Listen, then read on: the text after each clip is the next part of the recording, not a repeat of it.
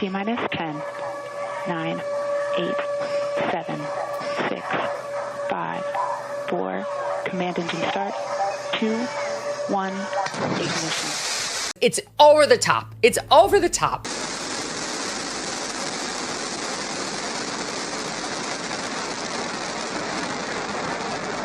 In a headline-grabbing spectacle that was meant to be a watershed moment for gender representation in space travel, Jeff Bezos' Blue Origin sent an all-female crew of celebrities, including pop star Katy Perry and TV host Gail, on what was heavily branded as a historic mission. The event was portrayed as a celebration of female empowerment and a symbolic breakthrough for women in science. However, behind the glitzy promo reels and the teary-eyed testimonials, a very different narrative began to unfold. Social media exploded not in support, but in mockery. Critics and viewers alike quickly questioned the substance of the mission, asking whether this was truly a leap for womankind or simply a shallow PR stunt dressed up in empowerment slogans. This wasn't a team of trained astronauts breaking scientific ground. It was a crew of household names boarding a private rocket for a brief moment of zero gravity. The mission, though steeped in symbolism, lacked the depth or achievements that typically define major space exploration milestones. From the get-go, the tone was off. The public was told to expect a bold statement about women's roles in aerospace, but instead, they were handed a glitter-drenched, self-congratulatory joyride. As expectations collided with reality, backlash was not just expected, it was inevitable. And Gail King is upset. You have never said to an astronaut, boy, what a ride. First of all, Alan Shepard walked on the moon, Gail. You did not walk on the moon. The mission's short duration only fueled public skepticism, lasting just 11 minutes from liftoff to landing, with only 4 of those minutes spent in zero gravity. The experience felt more like a theme park attraction than a legitimate space endeavor. Blue Origin, a for-profit space tourism company, touted this flight as a tribute to pioneering women and a momentous leap toward inclusivity in aerospace. Yet, the brevity of the mission made that framing hard to justify. People tuned in expecting at least a brief orbital experience or some type of meaningful experiment.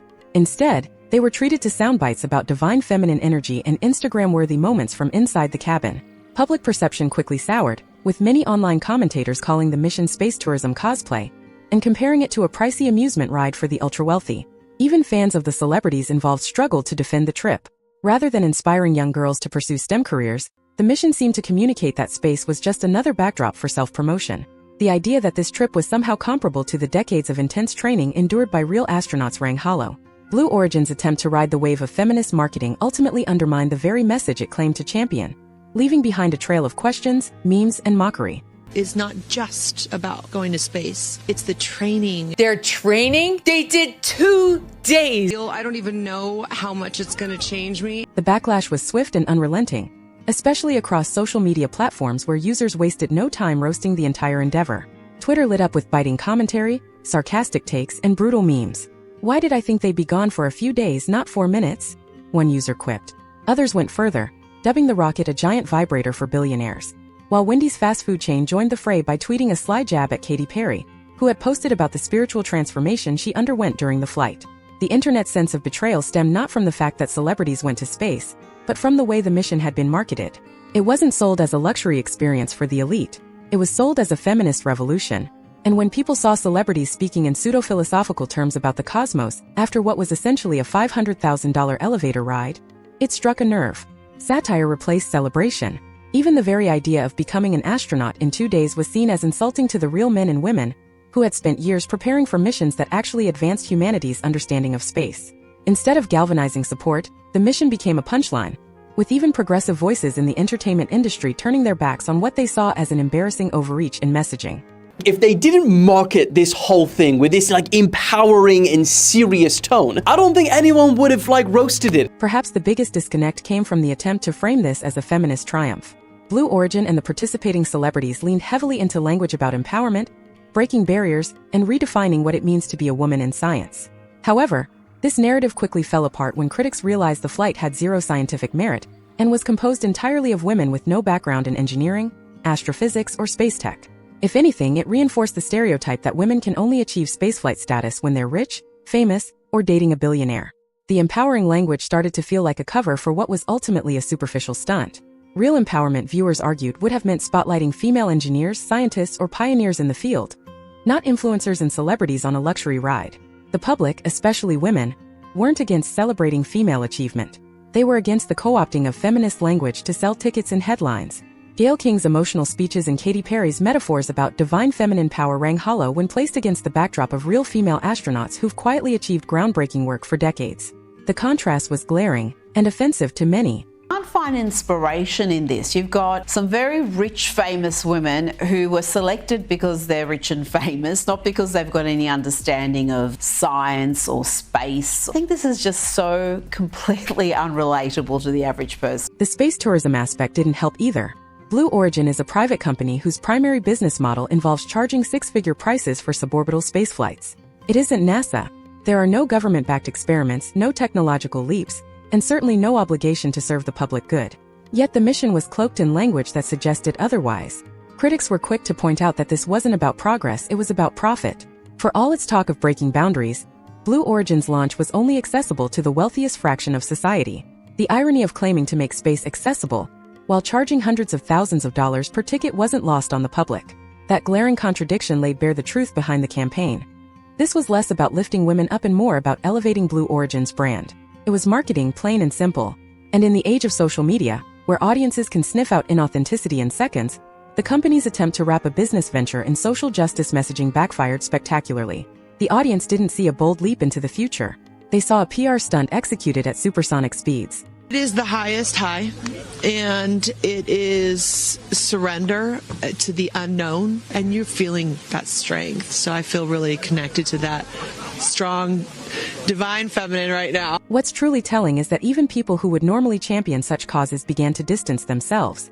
Celebrities like Emily Ratajkowski and Olivia Wilde, who are no strangers to progressive activism, publicly criticized the mission.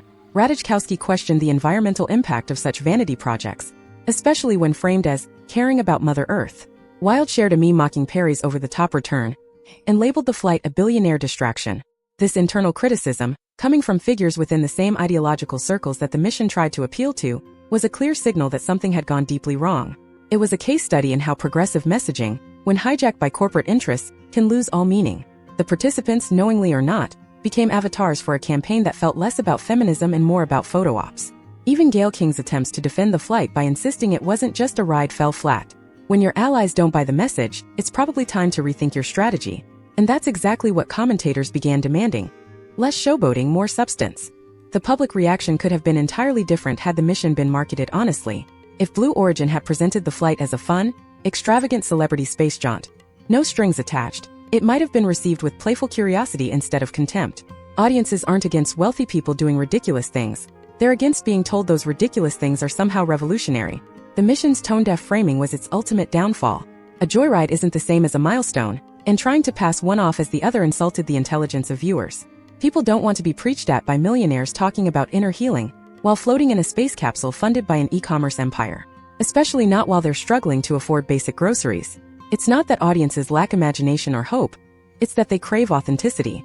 And this mission, wrapped in sparkles and grand declarations, had very little of it. It is the highest high, and it is surrender to the unknown, trust, and this whole journey is not just about going to space. It's the training, it's the team, it's the whole thing. I couldn't recommend this experience more. This is like up there with all the, different tools that I've learned in my life, from meditation to the Hoffman process. This is up there because what you're doing is you're like really finding the love for yourself, because you got to trust in yourself on this journey. And then you're feeling the love when you come down, for sure. And you're feeling that strength. So I feel really connected to that strong, divine feminine right now. Space, historically, has always carried deep symbolic weight. It represents progress, sacrifice, discovery. From Yuri Gagarin to the Apollo 11 crew, space travel has been associated with pushing the boundaries of what humans are capable of. But in this case, the symbolism felt hollow. There were no experiments, no breakthroughs, no heroics. Just high-profile passengers and high-altitude platitudes. The contrast between this trip and real space missions was too stark to ignore.